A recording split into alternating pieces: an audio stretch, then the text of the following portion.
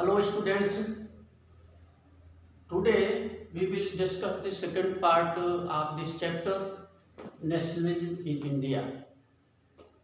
Previous day we mentioned in detail about Gandhiji's non-cooperation movement, which was started in 1920 and ended 1922 after the unfortunate event of Chauri Chaura massacre in Gorakhpur district of Uttar Pradesh. Let's see. When the Gandhiji call of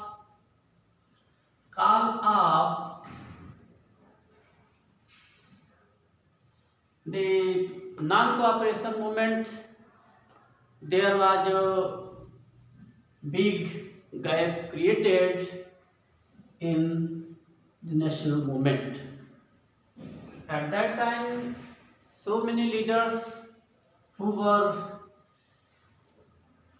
attached to the Congress party, means Indian National Congress, they criticized the decision of Gandhiji. Among them, Motilal Nehru and Chittaranjan Das, they were against to call of this movement, and they started launched one party. It called Swaraj Party.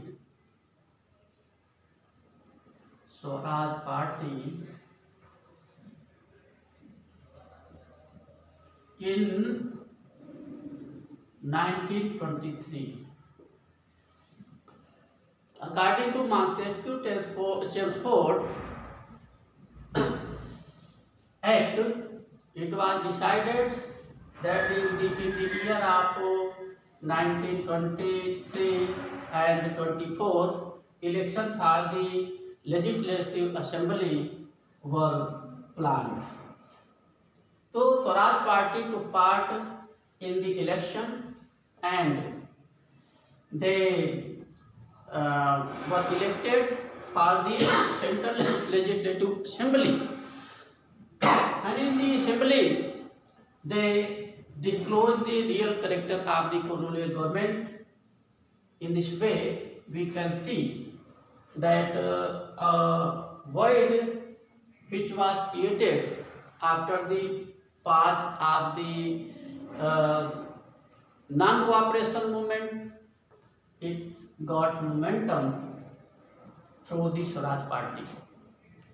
Later, what happened? Gandhiji called off the movement in 12 February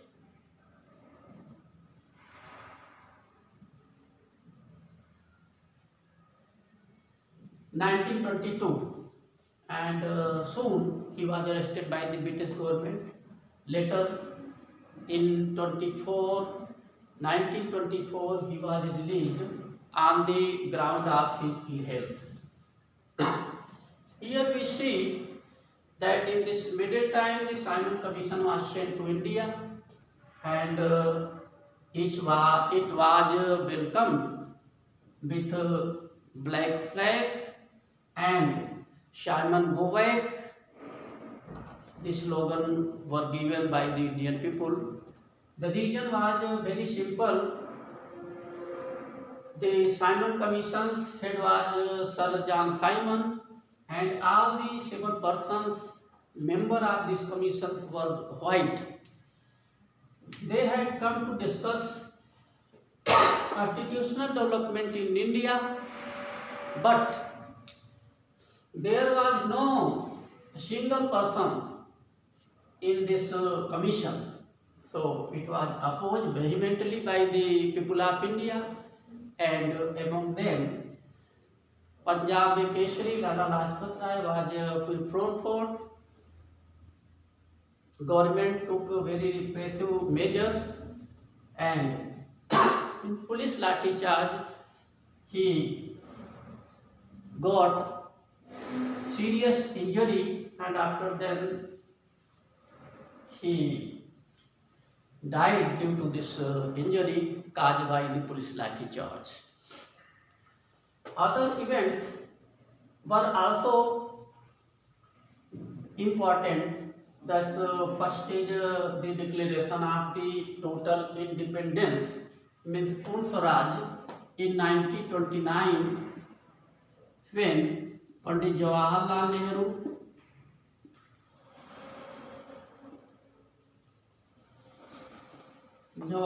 Nehru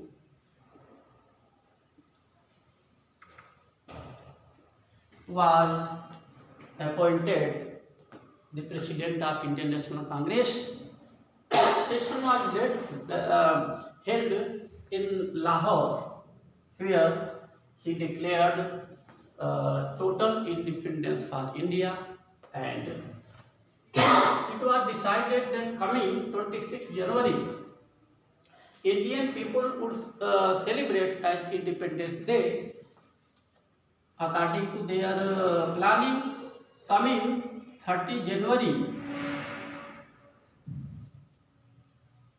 1930, Indian people celebrated. The day was observed as Independence Day. The days rolled on, and Gandhiji felt that it is time for the civil disobedience movement was near, so he, on 31 January, Gandhiji sent a letter to Viceroy Lord Irwin, and he placed 11 demands.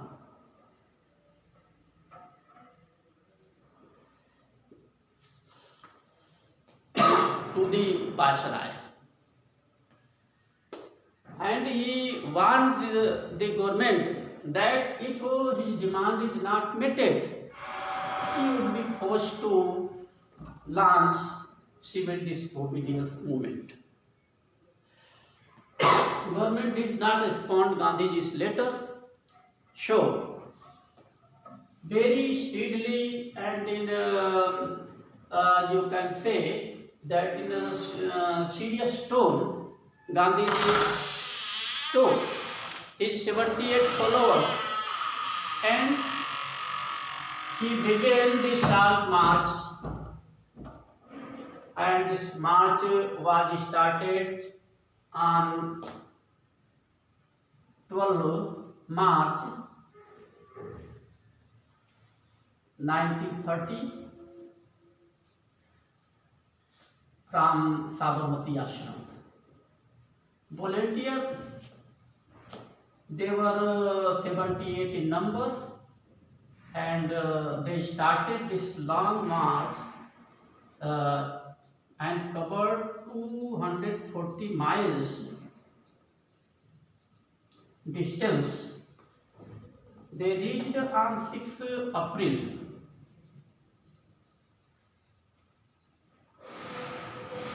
6 April 1930, in Navsari district of Gujarat, one coastal village, Dandi,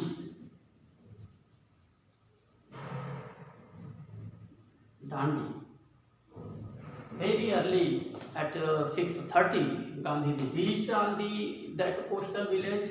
He took up a handful of salt, and it was the symbol of the breaking the salt law of the mightiest power, the British rule at that time. He challenged the rule, he defied the rule, and it was only indications, and India was under the current of the civil disobedience movement.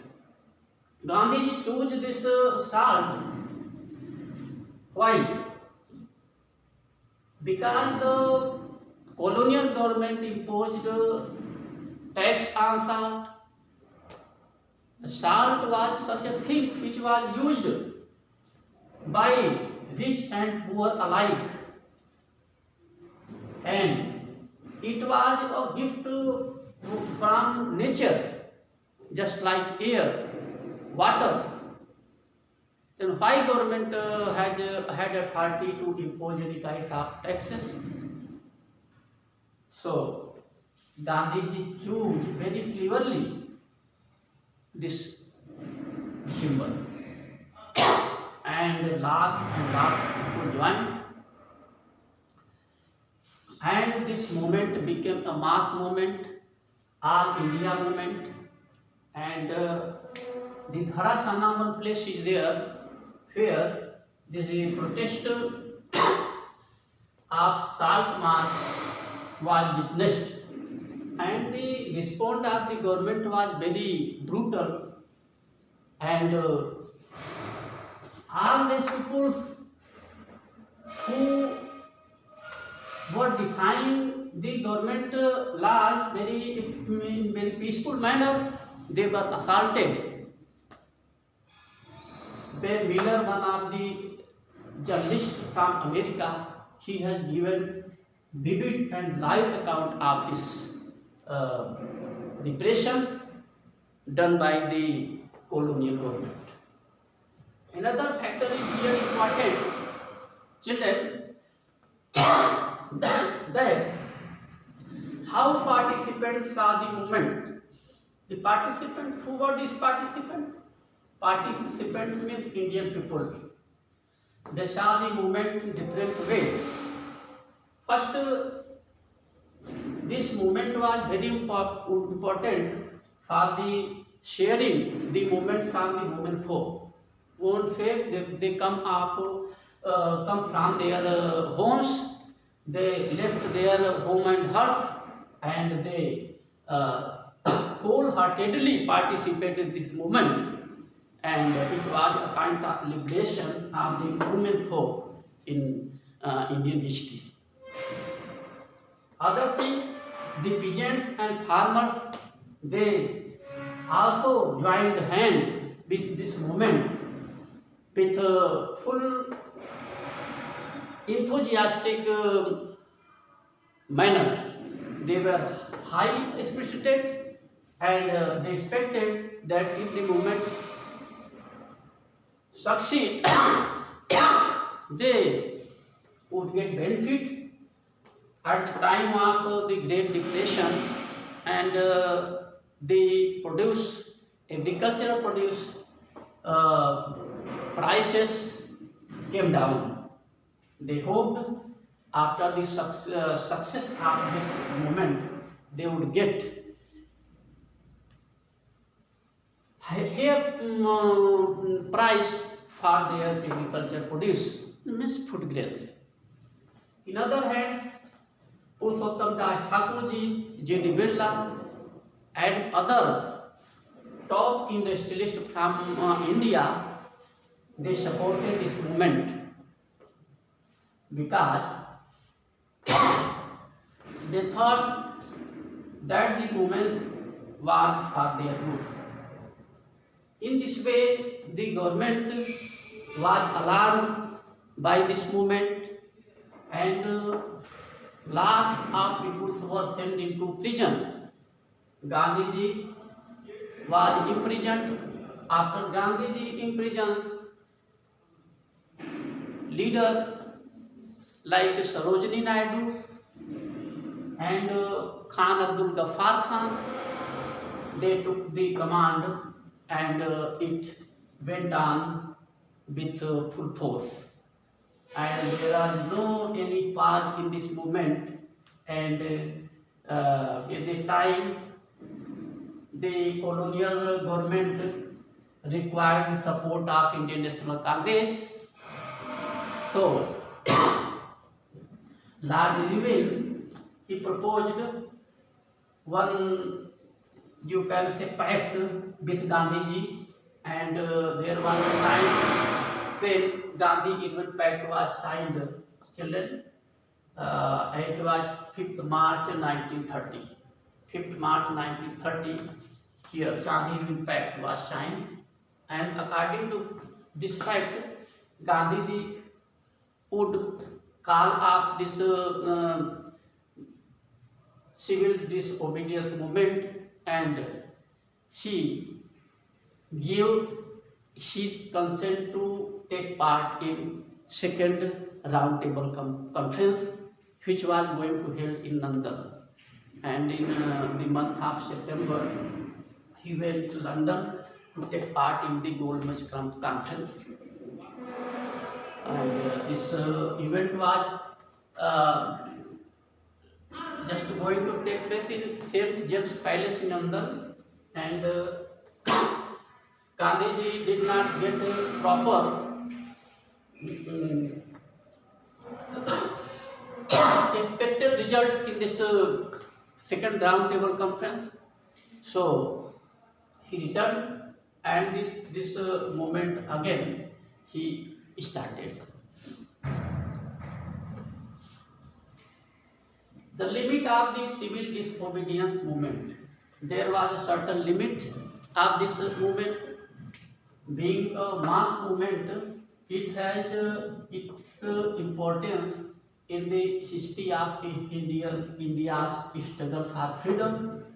But there was certain lacunas or loophole in this movement.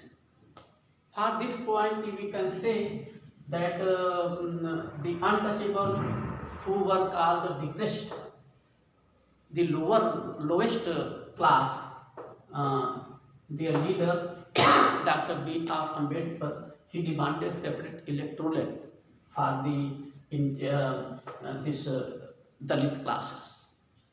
Later, Gandhiji and Dr. B.R. Ambedkar, they came one resolution, and the Pune Pact was signed between Gandhiji and B.R. Ambedkar in 1932. According to this pact, demand of separate electoral was just dismissed, and depressed class are untouchable. They got reservation in the same election. In this way, this problem was solved. In other way, we can say that Muslim, they felt that would be minor, and they would be suppressed under the Hindu domination. So they were not very enthusiastic, means they were reluctant to take part in this movement, the civil disobedience movement, because they feared that under Hindu dominations they would become a